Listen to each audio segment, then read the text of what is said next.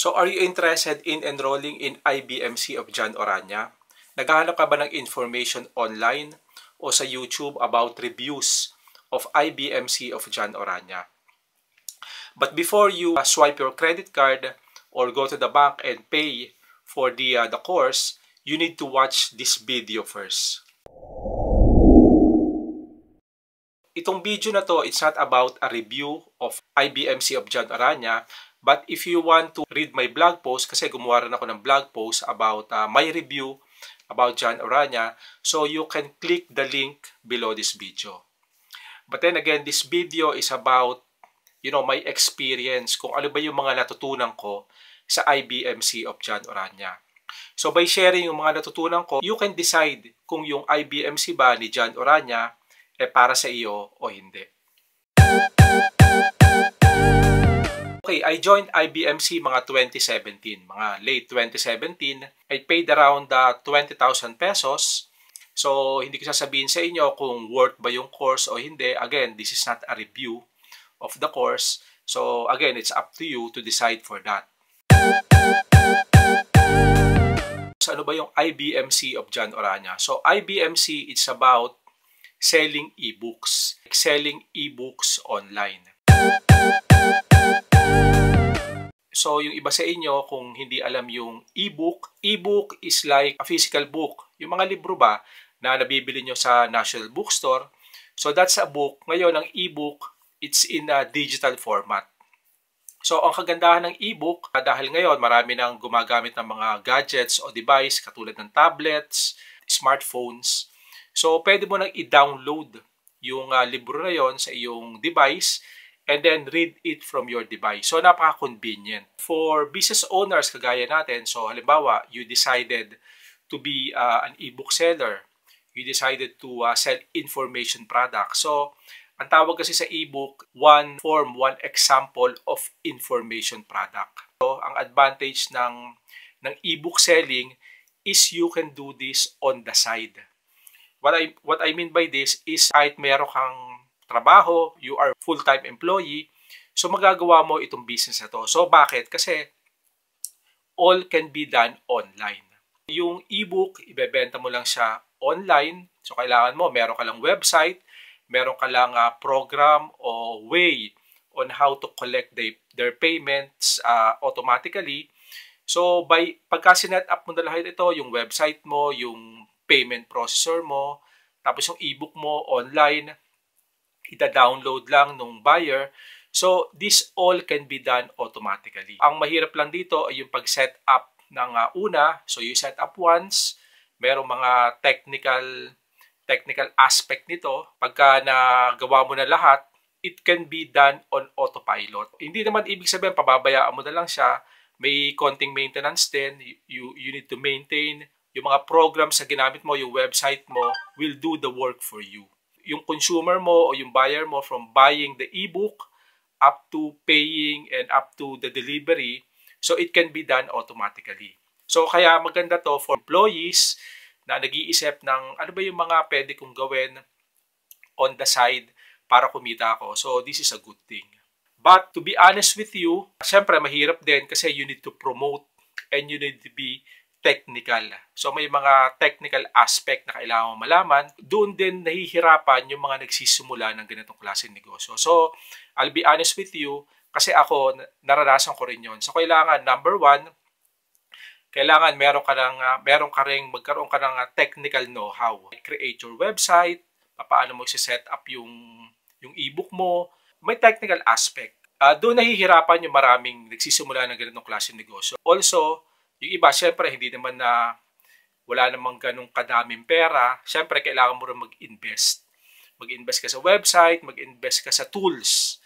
So, kailangan mo mag-invest sa tools. Pero kung iisipin mo, kumpara sa isang negosyo, halimbawa, mag-start ka ng isang shop, o sabihin natin bakery, so yung kapital na ilalabas mo, mas mababa kumpara dito sa ebook business na ito. Mababa ang kapital na i-invest mo sa ganitong klaseng negosyo. Kung wala ka naman technical knowledge, hindi ka talaga magaling sa pagdating sa technical, so what can you do is hire somebody to do it for you. Again, pagka ginawa mo yon, di tataas yung cost mo o yung capital mo. So that's another thing to consider. So just to give you an idea sa isang information product business, kasi ngayon nag-create na rin ako ng mga courses ko. I got an ebook, I got courses. After setting up or creating your ebook, so kailangan mo rin siyang i-promote. So dapat may technical knowledge ka about it. From setting up, kailangan mo rin i-promote yung ebook mo. So hindi natatapos dun sa pag-set up, hindi natatapos doon sa pag-create ng website. Ang kailangan talaga is you promote. You promote your product. Kailangan makilala ka muna. So that's why you need to promote your product and you need to promote yourself. Medyo may cost din doon. Kailangan mo rin mag-invest ng pera at saka ng oras. If you're going to use paid ads, so kailangan gumamit ka ng mga advertisements sa Facebook. So marami sa inyo siguro nakakita ng mga advertisements sa YouTube o sa Facebook about their products and service. So, kung gusto mo makilala yung iyong product, gusto mo makilala yung iyong brand, yung iyong website, so kailangan gumamit ka rin ng mga ganong klaseng strategy. Again, just to give you an idea, kailangan mong gawin lahat yon to make your ebook business visible to the public. Kasi kung wala nakakita ng product mo, so wala. There are millions of websites out there. And there are millions of ebooks and courses out there. So, kailangan mo mag-stand out. So, how can you stand out? Meron ka lang website and then pababayaan mo na lang doon. So, when you go in this kind of business, kailangan isipin mo yun. So, yun ang na-experience ko, yun ang naranasan ko while I'm doing this business. Saka pala, if you want to visit my website, it's butchlirios.com. And my name nga pala is Butch Lirios. I'm the founder, I'm the owner of Digital Entrepreneur.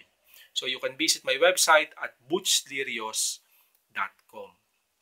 Doon sa journey ko, from starting I.B.M.C. until now, yun yung mga na-experience ko. Yun yung journey ko about the business. Sasabihin ko sa inyo, hindi siya madali, hindi ka kikita agad. For some people, na mga student ni Jon Orana na kumita agad, I should say, hindi instant ang kita. Lahat ng mga estudyante niya, nagsimula din sa challenges at saka frustration. So lahat yon naranasan, lahat yon ng mga estudyante at lahat ng mga entrepreneur na pumapasok sa ganitong klaseng negosyo, so naranasan din lahat yon. So kung sasabihin na kikita ka agad, for me, hindi totoo yun. So you need to put in time, you need to put in effort, you need to learn.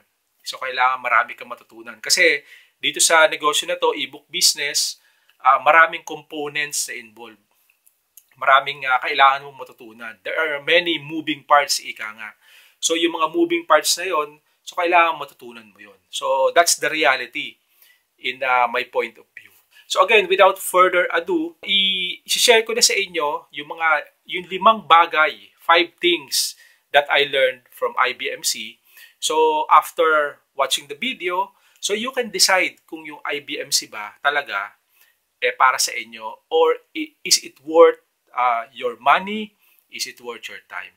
So, this is it. I'll give you the 5 things that I learned from I.B.M.C. of Jon Orana. So, number 1, don't sell to everybody. Because if you're selling to everybody, you're selling to nobody. So, wala kang binibentahan. So, dapat kailangan meron ka tinatawag na niche. So, dapat alam mo yung niche mo. So, niche is a specific group of people that you're selling. So, yun ang tawag doon ay niche. So, you should be selling to a niche, hindi sa lahat ng tao. So, I'll give you an example. Say, for example, meron kang weight loss product or you write an ebook about weight loss. So, hindi ka dapat nagbebenta sa lahat ng tao na gustong pumayat o gustong mag-lose weight. So, dapat nagbebenta ka lang dun sa specific group of people who want to lose weight. So, for example, group of people na gusto lang nilang mag-diet to lose weight. So, that's a niche. Or a group of people na gusto lang pumayat through exercise. So, that's a niche also. So, before you create your product o your ebook, so kailangan alamin mo muna dapat mag-research ka muna kung ano ba yung niche na gusto mong pasukin. So, alam mo dapat kung ano yung niche mo o yung tinatawag na niche market. If you wanted to learn more on how to start an online marketing business for free at malaman mo rin kung paano mo mari-research o malalaman yung mga gusto ng mga buyers mo, then meron akong video on top of this sa taas, merong link. You can click that and watch my other video about how to start an online marketing business for free. Number 2, kailangan yung ebook mo, dapat you organize it. What I mean by organize is that yung idea dun sa ebook mo, dapat organize siya. Kumbaga, dapat meron siyang outline. So, you can use a tool called mind mapping tool. So, libre lang ito. So, you put all your ideas in there. So, para magbe-brainstorm ka, you put all your ideas dun sa mind mapping tool na yon. Free nga lang yon, free tool. Kung gusto mong i-download to, the link below this video, merong link dito. So, you can download that mind mapping tool for free. And then, pagka na-organize mo na yung idea na yon, na gumawa ka na ng tinatawag na outline, then that's the time you can write your ebook. So, ito ay base rin dun sa niche mo. So, you should you should know your niche first, and then you need to brainstorm, and then put your idea in this mind mapping tool, and then write your ebook. Ngayon, kung nag-iisip ka, hindi naman ako magaling sa English o hindi naman ako magaling magsulat, so paano ko gagawin to? So there's another thing, you can hire freelancers. So by hiring freelancers, so sila yung magsusulat ng yung ebook. So gagawin mo lang yung outline kung anong gusto mo talagang ilagay dun sa ebook na yon. And then, padala mo lang ito o ibigay mo lang ito dun sa freelancer and sila na yung magsusulat ng iyong ebook. Ngayon, there are freelancing website katulad ng Upwork. Siyempre, medyo mahal, magbabayad ka. I use Upwork before. Dollars ang ibabayad mo. So that's another strategy or there's another thing to do as well, yung hire freelancer. Sa abroad, marami freelancing sites, kagaya ng Fiverr, Upwork.com, People Per Hour, at marami pang iba. Dito rin sa Pilipinas, you can hire freelancers as well. Siyempre, medyo mas mababa yung bayad. Pero maganda rin naman yung quality. Kasi ako, naging akong freelancer sa mga freelancing site. At saka dito rin sa Pilipinas, nag-try din ako ng freelancing. Merong freelancing site, it's called 199jobs.com. So, pwede mo rin gamitin yun. So, if you don't know how to write an ebook, so walang excuse. So, pwede mong pagawa sa iba. Yun nga lang, if you look at it as a business, mayroon kang additional cost. Imbis na ikaw yung gumawa, libre lang, magbabayad ka pa dahil mag-hire ka ng ibang tao para gumawa ninyo yung mga freelancer. So, that's another thing to consider. It's either mag-hire ka ba o ikaw na lang ang gagawa. Again, it's up to you to decide kung ano yung dapat mong gawin sa iyong negosyo. Number 3 na lesson na natutunan ko is you need to have a platform. Yun nga, yung website to sell your product and service. So, kailangan meron ka tinatawag na sales page at saka meron ka tinatawag na landing page. So, ano ba yung sales page? Ano ba yung landing page? So, again, if you wanted to know more about how to set up a landing page, ano ba yung landing page? Ano ba yung opt-in page? Ano ba yung sales page? Again, on top of this video, may link dito sa taas. I created a video explaining ano ba yung sales page, ano ba yung landing page, at paano ka makakapag-create ng isang landing page o ng sales page for free. So, in-explain ko ito dito sa video na to sa taas. You can click the link. So, I explained it yung in detail kung paano mo siya gagawin. But basically, you should have a platform. People will buy your ebook online. So, kailangan mo ng platform, kailangan mo ng isang place, ng isang lugar, saan ba sila pupunta to click and buy your product. So, you need to have that. You need to have a website. So, napaka-importante ng website sa iyong business kasi dito sila pupunta para bilhin, i-download, and then to know more about your product, about your ebook. Okay, the fourth thing that I learned is yung tinatawag na email marketing. Kailangan mo ng platform for them to buy your product, to know more about your product. But ang problema kasi, when they go to your website, ito na-experience ko rin to, no? When people go to your website, so anong nangyayari, paano mo sila pababalikin dun sa website? Kasi once na pumunta sila dun sa website mo, hindi mo na alam kung kailan sila babalik dun sa website mo. So, hindi mo na alam kung... So, kailangan mo ng paraan para to reach out to them. So, instead na sila ang pumunta sa'yo, ikaw ang pupunta sa kanila. So, you need a strategy for that. Kasi hindi naman pwede na sila lagi ang pupunta sa'yo dahil, hindi mo alam. You'll never know kung babalik pa sila dun sa website mo. Maraming mga marketer, maraming mga entrepreneur. Kaya nag-i-spend sila ng pera through advertising. Yung mga buyer sila o yung mga customer, gusto nilang pumunta dun sa kanilang website, dun sa kanilang platform.